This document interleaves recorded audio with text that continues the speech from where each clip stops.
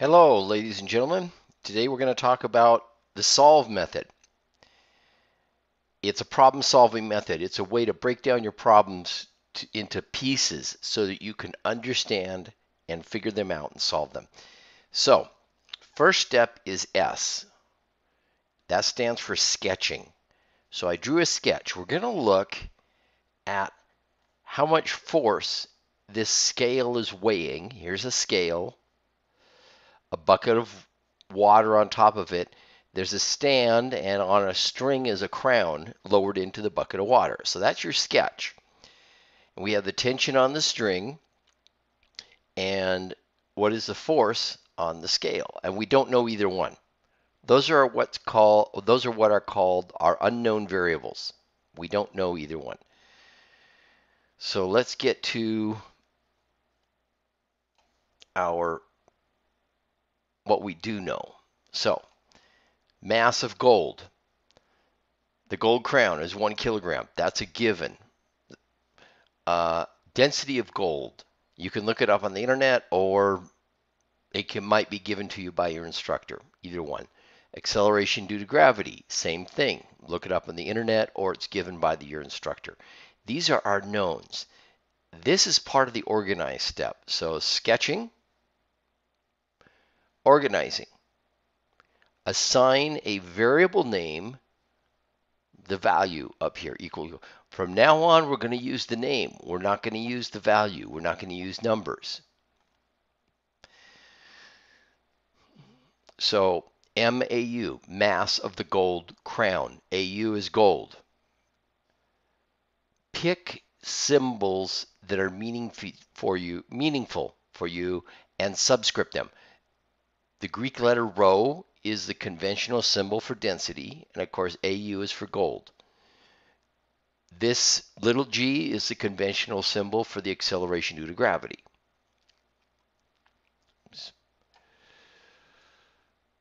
So obviously I prepared this ahead of time, and I'll uncover parts of the problem as I go along. The mass of the water, 4 kilograms, a given. Density of the water, 1 kilogram per liter, also a given.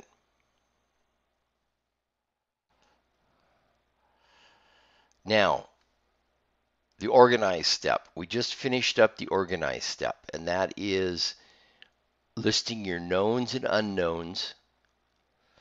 Your unknowns are marked with a question mark.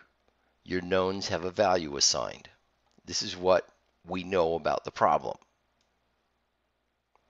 And first thing we get is that the force on this scale is going to equal to the sum of the two masses of the water and the gold times the acceleration due to gravity minus the tension going upwards.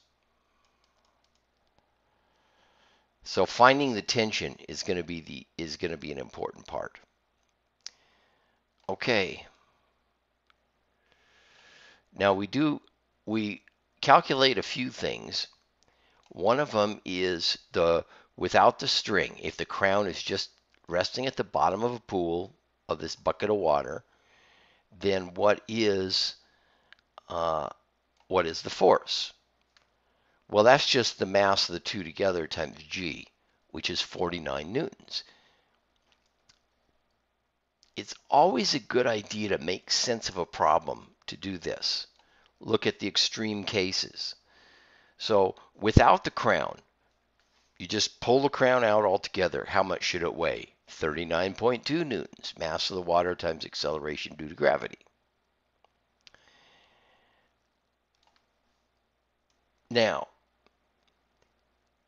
this is the free FBD, stands for free body diagram. You'll get to that in physics. There we go. So,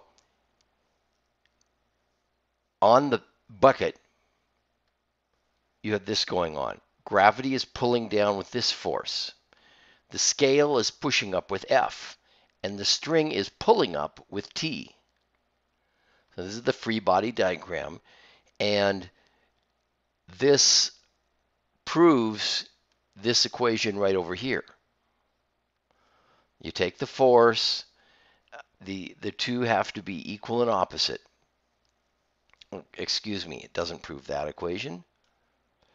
It proves another equation. It proves this equation. That the force going down, these two have to be equal and opposite to the force going down. T and F have to be equal and opposite to the weight. And the weight is given by the mass times the acceleration due to gravity. So then you can express the force equals the weight minus T. Okay, so the trick is to find T. We draw another free body diagram right here. T, now we draw a free body diagram of the crown. So what's going on here is that T is a tension, it's pulling up on the crown. Weight is right here, it's pulling down. The buoyant force is given by this expression, Archimedes' principle, right here. Volume of the gold, density of the water, times acceleration due to gravity. That's the buoyant force acting up. So we have two forces acting up, T and B, and one force acting down, acceleration due to gravity. And we can start rearranging our equations. Let's see, we can get the volume of the gold, we can get from this equation. Mass of the gold equals the density of the gold times the volume. So we solve it for the volume of the gold, substitute into here to get the next equation. That the buoyant force, make that substitution, then this becomes the next equation.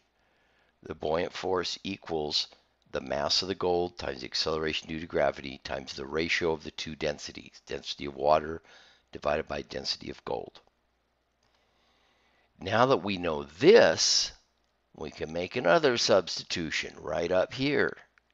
Now this is the algebra part. This is the vary part. So let's go through the parts we've discussed so far. So this is the sketch, the organize, knowns and unknowns, listing equations. Here's one equation here, for example. Another equation, another equation, another equation right here, another equation right here. Now we're to the varying part. We're doing substitutions. We're changing the equation. We're solving for the volume of the gold. We're substituting that into here. So now we're at the V step of the solve method. S-O-L-V. We're at the V step. And so we can make this substitution.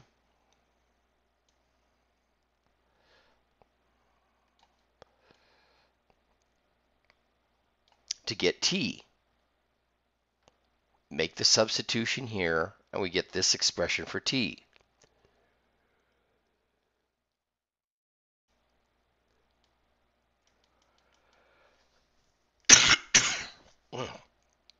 Seasonal allergies. Yeah.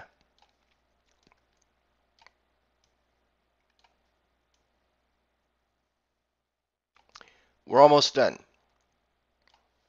One of your first week's problems, that is, that are due at the end of the second week, I shouldn't have said first week, second week problems, is going to involve Archimedes' principle, which is what this is. This is what we're talking about. So we do the substitution. We substitute the buoyant force in here, and we get T. We can take T and substitute it. Let's go to my drawing tools. T can be substituted.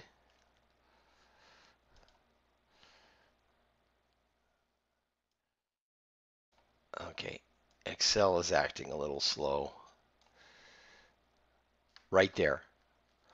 So now we have to do a substitution way up here.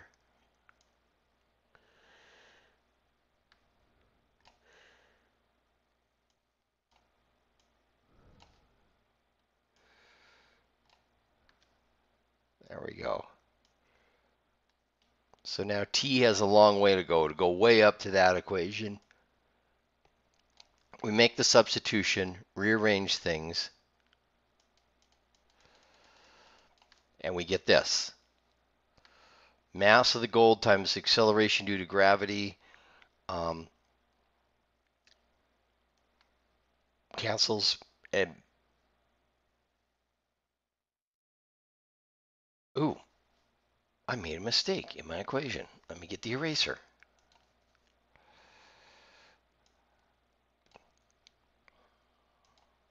Okay.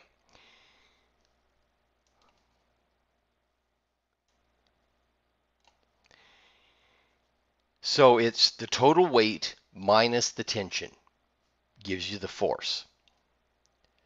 That's this right here.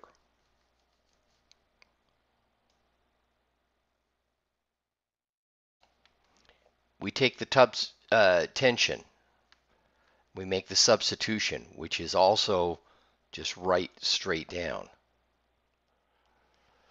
So you see the negative sign. Total weight less the tension equals the force. So there's two negative signs.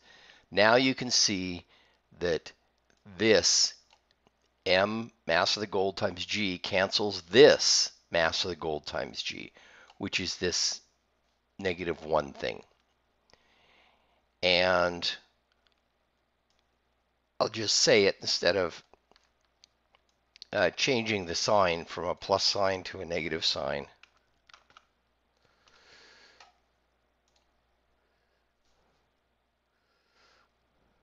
There we go.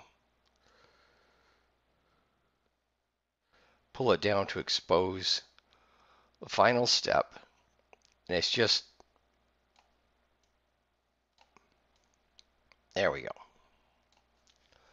So then the force equals mass of the water, negative times a negative is a positive, plus mass of the gold times the density of water divided by the density of gold. The density of water is about 1/20th the density of gold. So you don't expect a lot of change. You expect the change to be kind of small. Recall that when you take the crown out of the water altogether, the scale is going to read 39.2.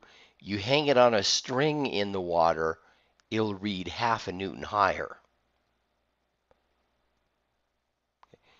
The tension in the string is taking up most of the weight of the crown.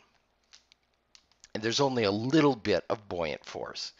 So that's the end of the problem. I circled it up just to show the end.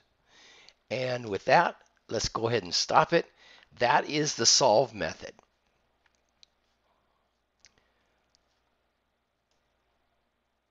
You'll need to understand Archimedes' principle to do one of our problems for the second week. So the sketches, actually 3 sketches, you'll notice, 3 sketches. The knowns and the unknowns. Equations, that's the list. Organize, knowns and unknowns. List equations, listing equations.